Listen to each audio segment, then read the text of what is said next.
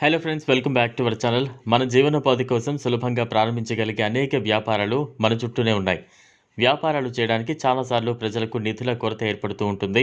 అటువంటి పరిస్థితుల్లో ప్రజలు తక్కువ మొత్తంతో వ్యాపారాన్ని ప్రారంభించవచ్చు. తక్కువ బడ్జెట్లో వ్యాపారం ప్రారంభించాలని చూస్తున్నట్లయితే మీకోసం అదిరిపోయే బిజినెస్ ఐడియాస్ చెప్పబోతున్నాం. ఈ వ్యాపారాన్ని తక్కువ మొత్తంలోనే ప్రారంభించవచ్చు. దీంతో వేసవితో పాటు మిగతా సీజన్లో కూడా చేతి నిండా డబ్బు సంపాదించవచ్చు. వాస్తవానికి ఈరోజు మీకు చెప్పబోయే వ్యాపారం జ్యూస్ అమ్మకం. ఈ వ్యాపారాన్ని కూడా తక్కువ మొత్తంతో ప్రారంభించవచ్చు. అదే సమయంలో ఈ వ్యాపారం నుంచి మంచి లాభాన్ని అయితే పొందొచ్చు. జ్యూస్ వ్యాపారం ప్రారంభించడానికి కొన్ని విషయాలు గుర్తుంచుకోవాలి. దీనికోసం 50,000 నుంచి 1,00,000 అంతకు మించి పెట్టుబడి పెట్టి మీ ఆర్థిక వనరులకు అనుగుణంగా ఈ బిజినెస్ను ప్రారంభించవచ్చు. మీరు జ్యూస్ అమ్మే వ్యాపారాన్ని ప్రారంభించబోతున్నట్లయితే ముందుగా మీరు ఎలాంటి పండ్ల రసాలను విక్రయించాలనుకుంటున్నారు, ఏ విధంగా అమ్మాలనుకుంటున్నారో ముందుగా గమనించండి. మూలధనం ఎక్కువగా ఉంటే మీరు షేక్లను కూడా అమ్మడం ప్రారంభించవచ్చు. అదే సమయంలో జ్యూస్, షేక్ కలిపి అమ్మడం ద్వారా మంచి లాభాన్ని అయితే పొందొచ్చు. లాభం పొందడానికి మీరు ఎల్లప్పుడూ హోల్సేల్ మార్కెట్ నుంచి మాత్రమే పండ్లను కొనుగోలు చేయాలని గుర్తుంచుకోండి. దీంతో మీరు మంచి మార్జిన్ కూడా ఆదా చేయగలుగుతారు. మీ జ్యూస్ వ్యాపారం కోసం మెరుగైన లొకేషన్ ఎంచుకోండి.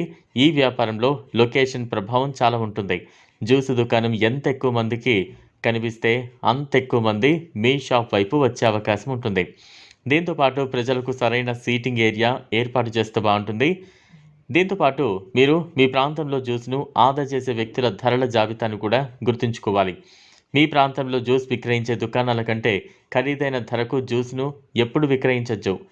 ఇది కూడా మీ వ్యాపారానికి హాని కలిగించవచ్చు.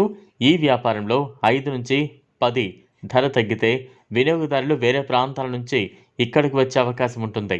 అటువంటి పరిస్థితుల్లో ఆలోచించిన తర్వాత మాత్రమే ధర నిర్ణయించుకోండి.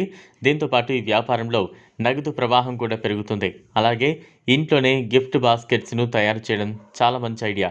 క్రియేటివిటీ, ఇమాజినేషన్ ఉంటే ఈ బిజినెస్ గురించి ఆలోచించవచ్చు. పుట్టినరోజులు, పెళ్లి రోజులు, వ్యాలంటైన్స్ డే, ప్రమోషన్స్ లాంటి అకేషన్స్కి ఎలాంటి గిఫ్ట్స్ ఇవ్వాలో ఐడియా ఉండదు ఒక్కోసారి. అంతేకాక రిటర్న్ గిఫ్ట్స్ కూడా మంచి మార్కెట్ ఉంటుంది. దీపావళి, క్రిస్మస్ లాంటి పండుగలకు ఎక్స్క్లూజివ్ గిఫ్ట్ బాస్కెట్స్కి మంచి డిమాండ్ ఉంటుంది. ఈవెంట్ని బట్టి గిఫ్ట్ బాస్కెట్స్ని క్రియేట్ చేయొచ్చు కూడా. మీకు భాష మీద పట్టు ఉంటే పర్సనలైజ్డ్ నోట్స్ కూడా మీరు తయారు చేయొచ్చు. ఈ బిజినెస్ స్టార్ట్ చేయడానికి 10,000 రూపాయల వరకు పెట్టుబడి పెట్టవలసి ఉంటుంది. ఈ వీడియో మీకు నచ్చినట్లయితే లైక్ చేయండి, షేర్ చేయండి, ఛానల్ను సబ్స్క్రైబ్ చేసుకోండి. Thanks for watching.